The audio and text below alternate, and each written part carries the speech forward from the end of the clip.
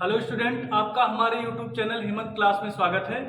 आज हम लोग जो है क्लास 10th की इकोनॉमिक्स को पढ़ेंगे। इकोनॉमिक्स में मैंने जो है पहला चैप्टर आप लोगों को पढ़ाया था डेवलपमेंट। तो डेवलपमेंट के बाद फिर दूसरा चैप्टर जो है दूसरा चैप्टर है भारतीय अर्थव्यवस्था के क्षेत्र। तो पहले चैप्टर में था विकास के बारे में, तो उसको हमने अच्छे तरीके से समझाया है। अगर आपको जो है वो वीडियो देखना हो तो डिस्क्रिप्शन बॉक्स में लिंक दिया गया, वहां से देख सकते हैं। तो यहाँ से हम लोग जो है भारतीय अर्थव्यवस्था के क्षेत्र के बारे में बात करेंगे कि अर्थव्यवस्था के क्षेत्र को कितने भागों में बांटा गया है। तो अगर देखा जाए तो अर्थव्यवस्था के क्षेत्र को 3 भागों में बांटा गया है: प्राइमरी सेक्टर, सेकेंडरी सेक्टर और टर्सरी सेक्टर, जिसको बोलते हैं प्राथमिक क्षेत्र, द्वितीयक क्षेत्र और तृतीयक क्षेत्र। तो प्राथमिक क्षेत्र के अंतर्गत क्या आता है, द्वितीय क्षेत्र के अंतर्गत क्या आता है और तृतीय क्षेत्र के अंतर्गत क्या आता है, इसके बारे में हम लोग अच्छे तरीके से पढ़ते हैं। तो यहां से हम लोग देखते हैं पहले प्राथमिक क्षेत्र। प्राथमिक क्षेत्र का मतलब होता है प्राइमरी सेक्टर। अब प्राथमिक क्षेत्र के अंतर्गत क्या क्या आता है? प्राथमिक क्षेत्र के अंतर्गत वो सारी वस्तुएं आती हैं जो नेचर से संबंधित होती हैं, प्रकृति से संबंधित होती हैं। वो सारी वस्तुएं इस तरीके से होती हैं कि जो है उनको नेचर ने उत्पन्न किया है, नेचर के द्वारा उनको क्रिएट किया गया है। जैसे क्या है, जैसे कृषि हो गया। तो अगर जो देखा जाए कृषि में, तो पेड़ पौधे, अगर देखा जाए कि किसी भी कोई भी पौधा है उसको हम लगाते हैं या फिर गन्ने की खेती करते हैं, तो ये नेचर के द्वारा हमें मिला है। या फिर अगर हम मत्स्य पालन करते हैं, मछली का पालन करते हैं, तो ये भी प्रकृति ने जो है बनाया है। दूसरा, अगर देखते हैं कुक्कुट पालन हो गया, मुर्गी पालन हो गया, तो ये सब क्या है, प्राइमरी सेक्टर के अंतर्गत आते हैं। दूसरा डेयरी हो गया। तो डेयरी में क्या होता है, हम पशुओं को पालते हैं। तो पशु किसके द्वारा बनाए गए हैं, नेचर के द्वारा बनाए गए हैं। तो पशुओं से दूध मिलता है और दूध से डेयरी पालन उद्योग करते हैं। तो ये भी किसके अंतर्गत आता है, प्राइमरी सेक्टर के अंतर्गत आता है। तो प्राइमरी सेक्टर के अंतर्गत जो भी वस्तुएं आती हैं वो क्या होती हैं, ज्यादातर जो है वो नेचर से संबंधित रहती है, नेचर के द्वारा उसको प्रदान किया जाता है। जैसे क्या है, कृषि अगर हम कर रहे हैं तो वो नेचर से संबंधित है। नेचर से कैसे संबंधित है, क्योंकि कृषि के लिए हम किस पर डिपेंड रहते हैं, खेती के लिए हम डिपेंड रहते हैं वर्षा पर, सूर्य पर डिपेंड रहते हैं, प्रकाश होता है कि नहीं होता है। या फिर जैसे धान की फसल के लिए ज़्यादा गर्मी की ज़रूरत पड़ती है, गेहूं की फसल के लिए ठंडी की ज़रूरत पड़ती है। तो उसमें हम डायरेक्टली या फिर इनडायरेक्टली रूप से किस पर डिपेंड है, नेचर पर डिपेंड रहते हैं। तो ये जो है किसके अंतर्गत आता है, ये जो आता है ये प्राइमरी सेक्टर के अंतर्गत आता है। तो यहाँ से कुछ प्राइमरी सेक्टर के एग्जाम्पल दिए गए, जैसे कृषि हो गया, डेयरी पालन हो गया, मत्स्य पालन हो गया, इसी तरीके से कुक्कुट पालन हो गया। तो प्राइमरी सेक्टर के अंतर्गत यहाँ से हम बोल सकते हैं कि वो चीजें आती हैं जो कि प्रत्यक्ष या अप्रत्यक्ष रूप से नेचर से संबंधित रहती हैं। तो जो है उनको प्राइमरी क्षेत्र या फिर प्राथमिक क्षेत्र बोला जाता है। इसके बाद हम लोग चलते हैं द्वितीय क्षेत्र पर। तो द्वितीय क्षेत्र क्या होता है, द्वितीय क्षेत्र को सेकेंडरी सेक्टर को इंडस्ट्रियल सेक्टर भी कहा जाता है, द्वितीय क्षेत्र भी कहा जाता है। इसमें क्या होता है, जो द्वितीय क्षेत्र रहता है, इसमें जो भी प्राइमरी सेक्टर से वस्तुएं प्राप्त होती हैं उनका यूज करके जो है मशीनों में या फिर कारखानों में किसी नए प्रोडक्ट को बनाते हैं। ध्यान रखना, ये प्रकृति से संबंधित नहीं होती हैं। जो भी हम वस्तुओं का उत्पादन करते हैं प्राइमरी सेक्टर से, उनका उपयोग जो है कारखानों में करके जब कोई नई वस्तु बनाई जाती है तो वो वस्तु जो है किसके अंतर्गत आती है, वो द्वितीय क्षेत्र के अंतर्गत आती है।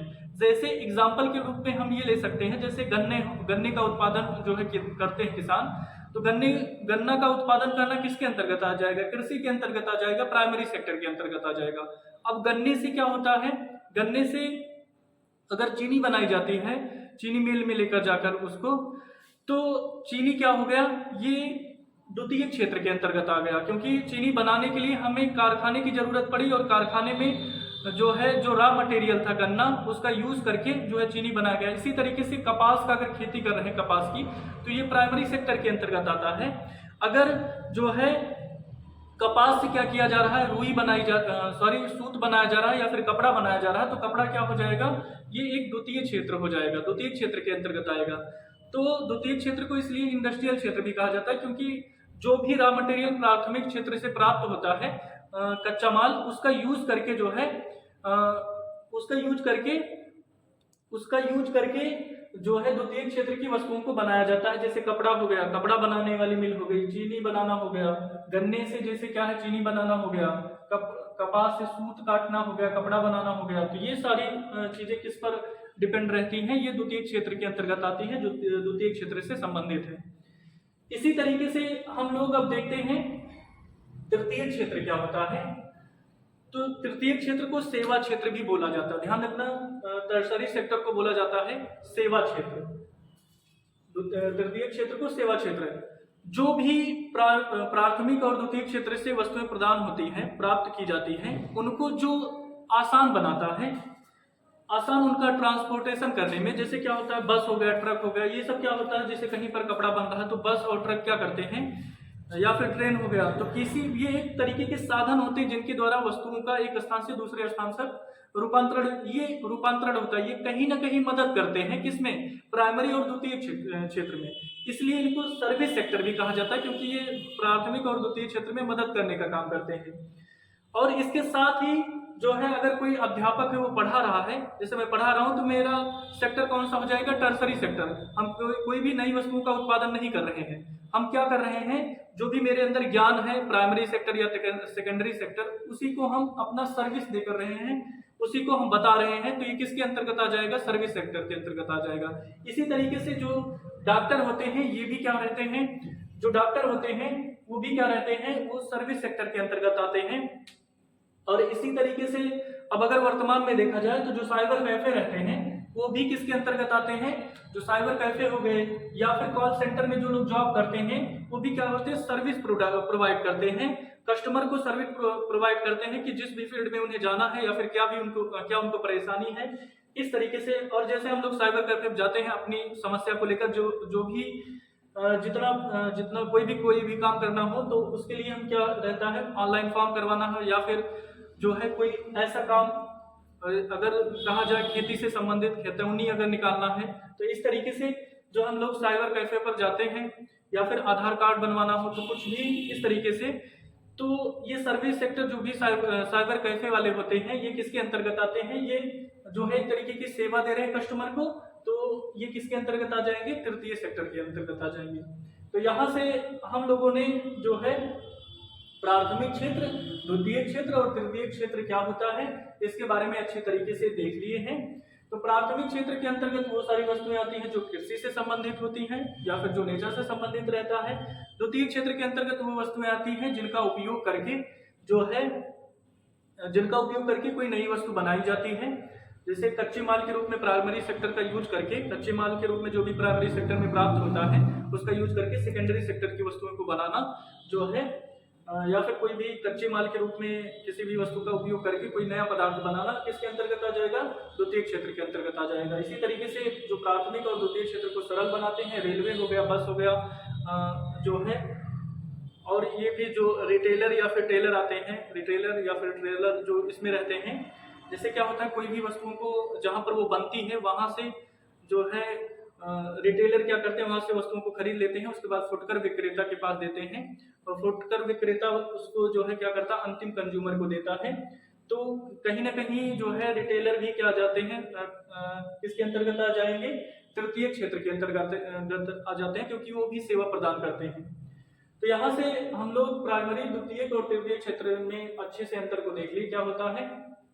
इसके बाद फिर ये समझते हैं कि भारत की जो जीडीपी होती है, जीडीपी जिसका मैंने जो है डेवलपमेंट चैप्टर में अच्छे से एक्सप्लेन किया था कि जीडीपी क्या होता है, तो यहाँ पर भी थोड़ा सा बता दे रहे हैं। तो जीडीपी मतलब होता है ग्रॉस डोमेस्टिक प्रोडक्ट। तो ग्रॉस डोमेस्टिक प्रोडक्ट का मतलब होता है सकल घरेलू उत्पाद। इसका मतलब किसी भी देश में किसी दिए हुए टाइम पीरियड में जितना वस्तुओं और सेवाओं का अंतिम में उत्पादन होता है, अंतिम, यहाँ पर ध्यान देना, जितना अंतिम वस्तुओं और सेवाओं का उत्पादन प्राइमरी, सेकेंडरी और टर्सरी, प्राथमिक, द्वितीय और तृतीय क्षेत्र में होता है, उसी को क्या बोला जाता है, उसी को बोला जाता है जीडीपी। तो जीडीपी क्या होगी, ग्रॉस डोमेस्टिक प्रोडक्ट।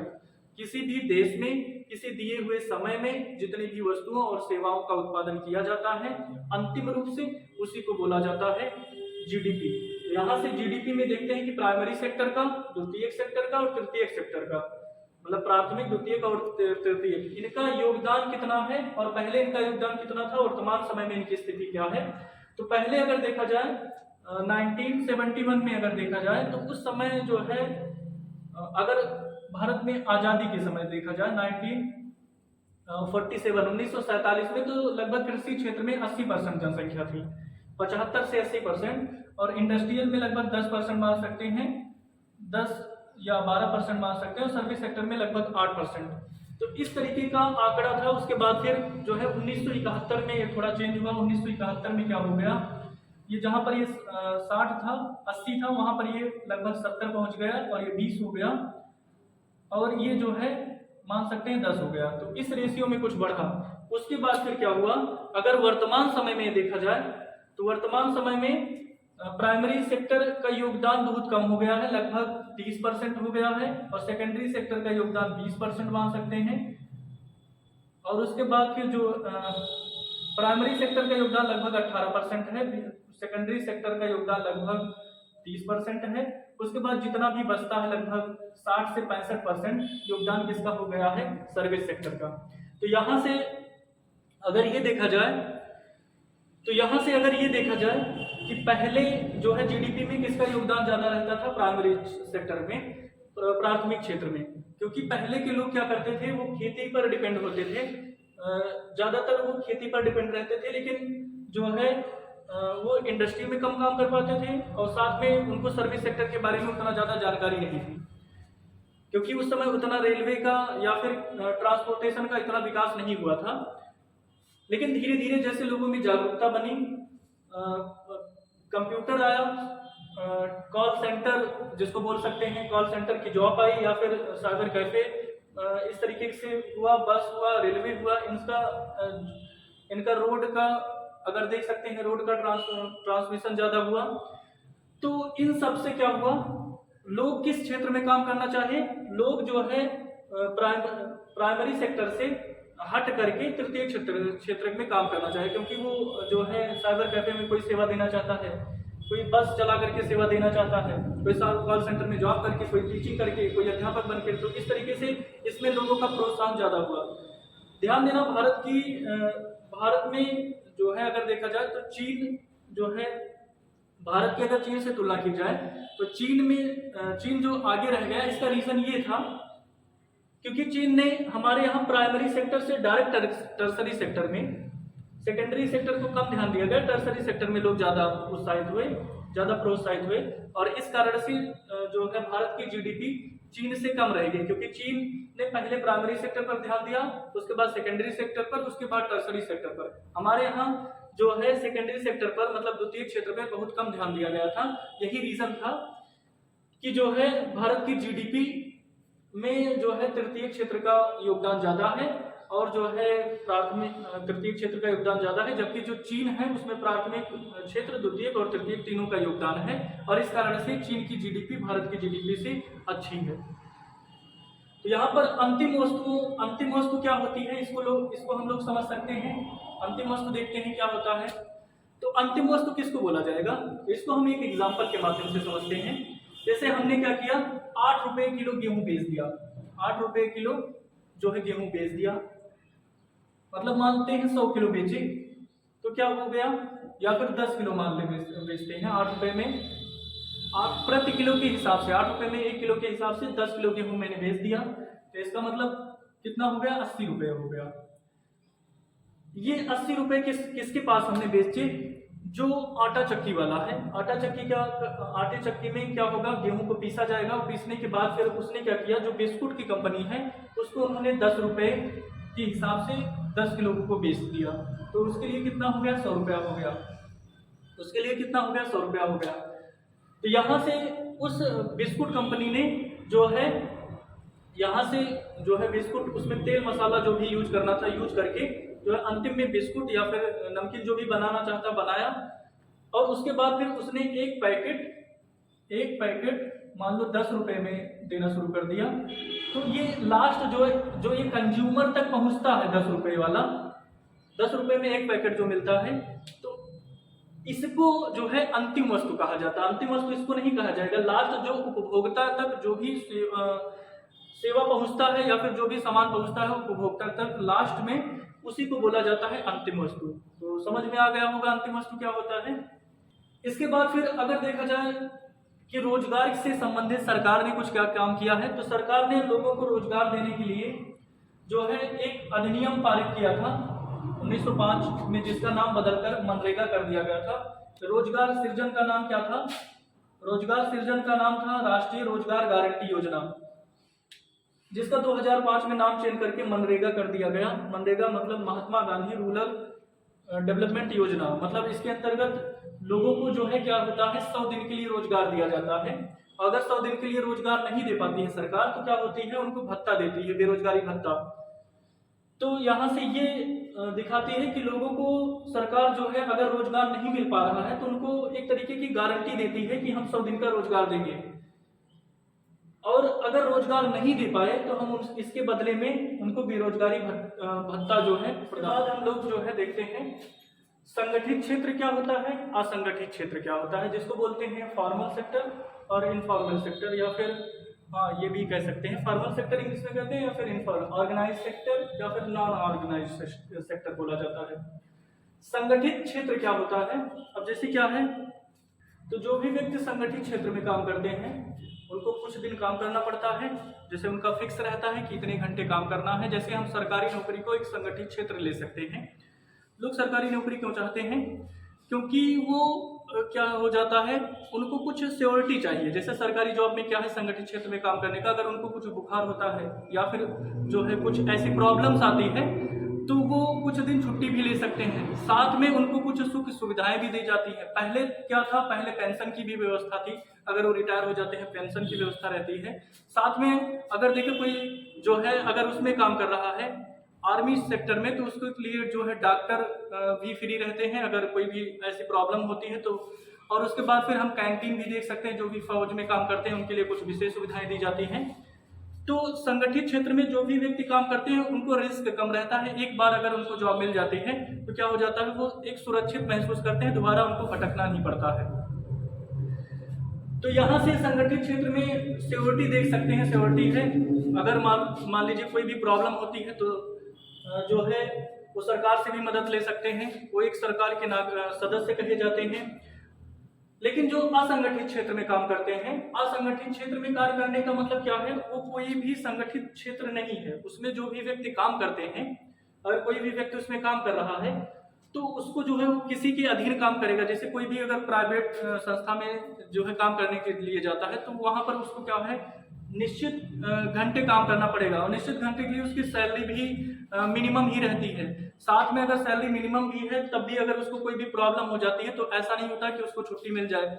महीने भर में 1 या 2 छुट्टी अलाउ रहता है, उसके लिए भी उसका वेतन कट किया जाता है। ऐसा है नहीं कि हम बीमार हो जाएंगे तो फिर हमारी मतलब हमारा वेतन नहीं कटेगा। जैसे अगर संगठित क्षेत्र में हम काम करते हैं तो क्या होता है, अगर हम कभी भी बीमार भी हो जाते हैं तब भी ये रहता है, अगर हम कभी बीमार हो जाते तब भी हमारा वेतन नहीं कटता है। लेकिन इसमें अगर हम बीमार हो गए, कुछ दिन ना गए काम करने के लिए, तो हमारा वेतन भी कट जाता है। साथ में ये भी रहता है कि संगठित क्षेत्र में जो भी व्यक्ति काम करते हैं, असंगठित क्षेत्र में जो भी व्यक्ति काम करते हैं उनका फिक्स नहीं रहता वो कितने दिन तक काम करेंगे। जब भी उनके काम में जो है एक्सपर्टी नहीं दिखेगी, मतलब उनकी क्रियाशीलता कम हो जाएगी, वो उतना प्रोडक्शन नहीं कर पाएंगे, उतना योगदान नहीं दे पाएंगे, तो उनको निकाल दिया जाएगा। और साथ में अगर बरसात का मौसम है या फिर कोई भी इस तरीके का मौसम है जब जो है उतना ज़्यादा काम नहीं हो पा रहा है किसी फैक्ट्री में, तो उनको निकाल दिया जाएगा। तो इस तरीके से उन्हें उसमें असंगठित क्षेत्र में काम करने वाले व्यक्ति को हमेशा उनके मन में डर बना रहता है कि जो है हमेशा जॉब चली जाएगी, या फिर वो जो है उतना सेफ्टी महसूस नहीं करते हैं। तो संगठित क्षेत्र और असंगठित क्षेत्र कुछ इस तरीके से है जो मैंने समझाया। तो यहाँ से आप लोगों को संगठित क्षेत्र और असंगठित क्षेत्र को समझ में आ गया होगा। अब आप लोग ये जान गए होंगे कि लोग सरकारी नौकरी क्यों चाहते हैं, क्योंकि वो एक तरीके की सुरक्षा रहती है, जबकि असंगठित क्षेत्र में कोई किसी भी तरीके से सेफ्टी नहीं रहती है। तो इसके बाद फिर जो है हम लोग देखते हैं बेरोजगारी। जैसे हम लोग पढ़े थे अभी, जो है सरकार अगर कोई बेरोजगार रहते हैं तो उनको 100 दिन के लिए रोजगार देती है मनरेगा के तहत। तो बेरोजगारी के भी कई सारे प्रकार हैं, जैसे अल्प बेरोजगारी किसको बोला जाता है, अल्प बेरोजगारी, या इसको बोलते हैं प्रच्छन्न बेरोजगारी। जैसे क्या है, इसको एग्जाम्पल के माध्यम से समझते हैं। अगर खेत है मान लो 5 बीघे खेत है, उसमें 2 ही व्यक्ति जो है, 2 या 3 व्यक्ति पूरा काम कर सकते हैं, उतना फसल का उत्पादन कर सकते हैं, लेकिन पूरे परिवार के लोग उसमें लगे हैं। तो क्या है, परिवार के लोग भले ही उसमें लगे हों, लेकिन वो काम 3 व्यक्ति ही कर सकते हैं। ऐसा नहीं है कि परिवार के 5 लोग या 10 लोग, जो भी जितने भी लोग रहेंगे वो लगे रहेंगे तभी काम होगा। वो अकेले ही कर सकते हैं, 2 लोग या फिर 3 लोग मिलकर के। बाकी और लोग उसमें भले ही शामिल रहते हैं, तो उसको कहा जाएगा वो लोग बेरोजगार हैं। ऐसा नहीं कि वो रोजगार है, उस काम में मदद कर रहे हैं, क्योंकि उनके पास कोई भी काम नहीं। अगर उनको और कोई भी काम कर ले तो वही जो काम रहता है, तीनों काम, वही जो खेती का काम रहता है, वो 3 व्यक्ति अकेले ही कर सकते हैं। बाकी जो है ऐसा नहीं होगा कि उनके रहने से या न रहने से उत्पादन में फर्क पड़ेगा। तो अगर वो व्यक्ति, जैसे 10 लोग हैं, 3 लोग खेती करें तो उतना ही उत्पादन होगा, बाकी 7 लोग बाहर जॉब करें तो इससे भी पैसा आएगा। लेकिन ये लोग जो है बाहर जॉब ना करके उसे खेती में करते हैं, तो ये लोग अपनी क्षमता से कम काम करते हैं, तो इसको बोला जाता है अल्प बेरोजगारी। तो जब भी कोई भी व्यक्ति अपनी कार्य क्षमता से कम पर काम करता है, जितने की उसकी पावर है, जितना वो काम करना चाहता है उससे वो कम काम करता है, तो उसको बेरोजगारी की श्रेणी में आता है, और उसको बोला जाता है प्रच्छन्न बेरोजगारी या फिर अल्प बेरोजगारी कहा जाता है। तो यहाँ से आप लोगों को बेरोजगारी समझ में आया होगा। मैंने जितने भी टॉपिक्स बताए, ये जो है क्लास 10th के प्राइमरी, सेकेंडरी और टर्सरी क्षेत्र के अंतर्गत जो है भारतीय अर्थव्यवस्था के क्षेत्र के अंतर्गत आता है। जितने भी टॉपिक्स बताए इसको आप लोग ध्यान से 2-3 बार जो है सुनिए, क्योंकि हम लिखे ज़्यादा नहीं है, तो सुन करके आप लोग अच्छे तरीके से इसको जो है याद कर सकते हैं। बाकी किताब कापी जो है साथ में रखिए, किताब से भी कुछ पॉइंट देखिए, और जो मैं लेक्चर बोलता हूँ उसको भी सुनिए, क्योंकि अगर हम यहाँ पर ज़्यादा लिखे रहेंगे तो आप लोग जो है वही लिखा हुआ पढ़ेंगे, मेरी बातों को सुनेंगे नहीं। तो मैं चाहता हूँ कि जो है मेरी बातों को सुनिए। तो उम्मीद करते हैं वीडियो आपको समझ में आया होगा। तो अगर ये मेरा वीडियो समझ में आता है तो आप लोग इसको लाइक, शेयर और सब्सक्राइब करना ना भूलें। ज़्यादा से ज़्यादा लोगों तक पहुँचाएँ, ताकि उनको भी एक जो है सोशल साइंस को पढ़ने के लिए एक समझ विकसित हो सके। Thank you.